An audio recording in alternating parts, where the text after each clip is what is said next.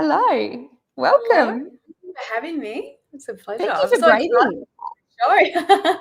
It's so good you're at work, so thank you for taking the time to chat and everything before you go and do a night shift. Is it a 12-hour shift you're about to go and do? Well, it's the last shift of this swing, so it's my 7th shift. So it's been a long one, but it's been good, and it's only 10 hours. So I fly out at 8 o'clock tomorrow morning. So I'm looking forward to being in my bed. That's my one thing I look forward to the most. How long does it take you to get home? Like, is it a full day's travel or? So it's a 40-minute bus drive from my camp to the airport, and then from the airport to Perth City. It's about an hour and 50 minutes, and then it's about 2 hours because I catch a lift with someone to get home after that. So it's pretty much half a day. Yeah. So this is going to be long. This is the worst one, worst shift because it's a long shift and then takes ages to get home. But that's okay because it's my last one. And you'll be in your own bed tomorrow night or tomorrow afternoon if you want. Yeah, and then my show will be, I've got a single launch coming up on Friday, which I'm so excited about. I am too, and I saw that before we went live, and Scott's kind of nice little QR code for you guys that I'll pop up shortly. But how exciting, your single launch. You're getting a bit of a day's rest before you get into releasing that and hitting the stage. Yeah, definitely. I think I'm trying to decide whether I should just, when I get home tomorrow about midday, whether I should just crash and sleep the whole day and then wake up fresh, or try and get my body into a better routine. But I'll be fine. I'm working FIFO and doing music. I'm always tired, so I'm getting used to it now. You do, don't you? It just becomes the normal shift work. Yeah, definitely. Welcome to the show. We haven't had you on before, and I know we're a bit short for time, so I'm hoping that you come again soon for your next single, because normally we do a bit of a dive into your musical background and how you got to releasing the song that you're releasing. But tell us a bit about Magnolias, because it came out, and I'm thinking it was the end of March that you released the single, wasn't it? Yeah, I think 2 weeks ago. Yeah. How's it going? So, it's the first single since your EP. I hope I'm right. I was listening to your EP, and I was like, so tell us a bit about it and how it came about. Yeah, definitely. First single since my EP. I had to think about that. So I was like, I'm pretty sure it is. I was like, did I miss it? But it's called Magnolias. I wrote it pretty much at the start of this year or the end of last year. I can't remember. And it was pretty much inspired by the movie Still Magnolias, if you've seen it. Yes. It's been a long time though. I want to go and watch it again. Well, that's what I want to watch it again. I feel like it was more, the movie inspired me, but it was more like the sentiment, like the still magnolia, like the phrase of women being tough as steel and being as precious, fragile as a flower. And I was like, oh, that's cool. I love that. So that's kind of what I took from that more than anything. Yes. But yeah, and then I just thought, I just came to the realization of like my beautiful Nana, how strong and powerful she is, and the stuff that she's endured in her life as well to give me the opportunities I have today.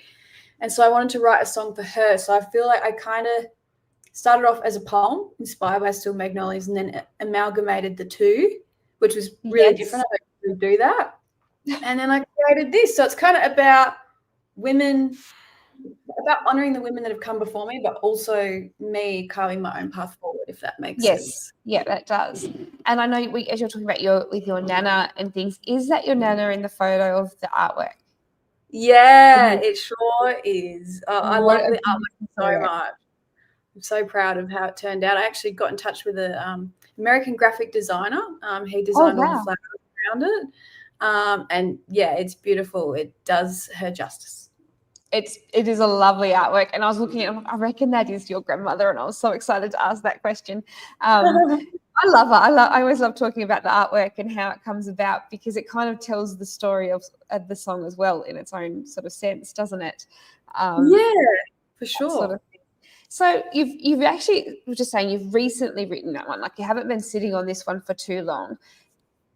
And this is sort of that first release since your EP. Is that the reason that it's just a really strong song to put out before you do release more music? Is that what your thinking was behind releasing this first Yeah, that's a good question. It's interesting because I have actually written and recorded a couple of songs prior to this one after I released the EP.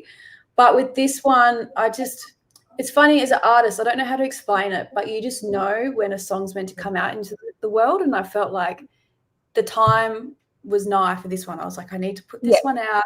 Just something about it. It's, I find when I write and release stuff, it's very cathartic for me too. So you know what I mean? So I feel like, yeah, an artist would know, like you time everything, you go with the flow of your intuition and you just know, you feel it.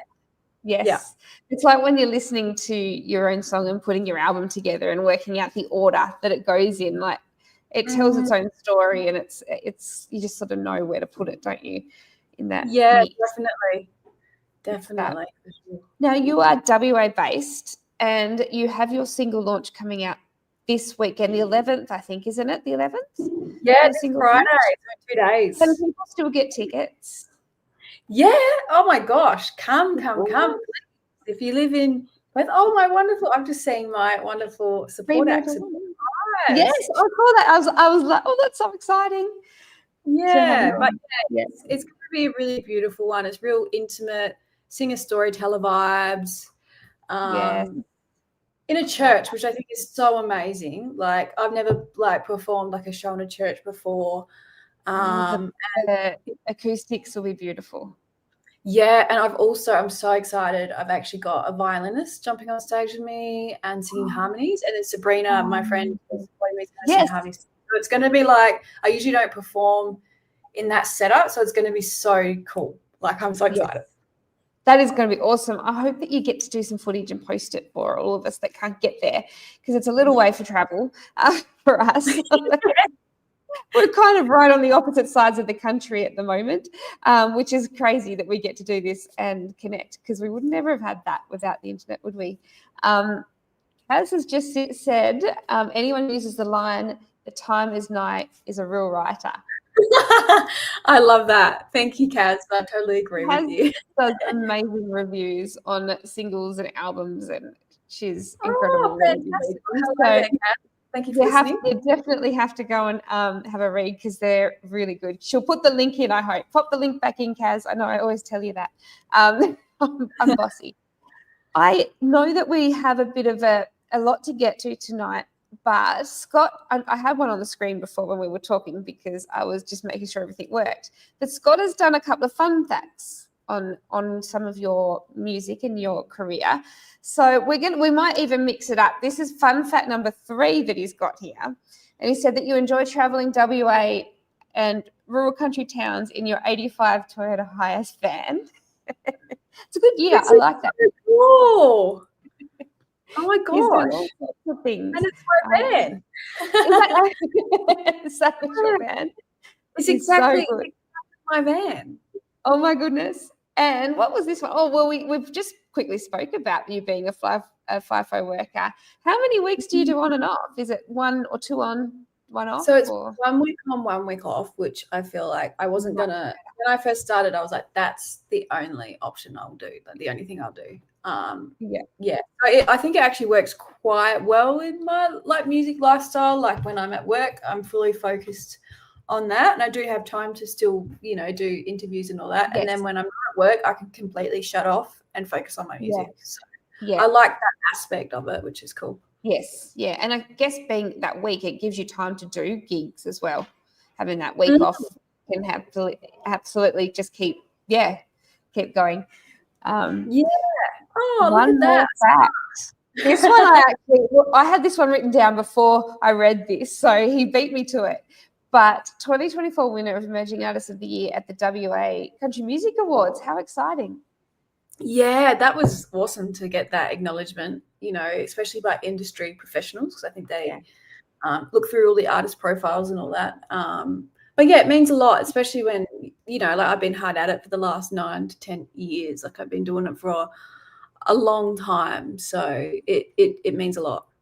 Yeah, my goodness, it does mean a lot. And I know that you were playing in a band before releasing your solo music. And I was going to talk to you about that, but I know we have to wrap it up really quickly. has just said that for some reason YouTube's not letting her put the link there, but she did review your song. So I might send the link to you on your Facebook page. Is that the best option? Yeah, go for it. Her reviews are incredible.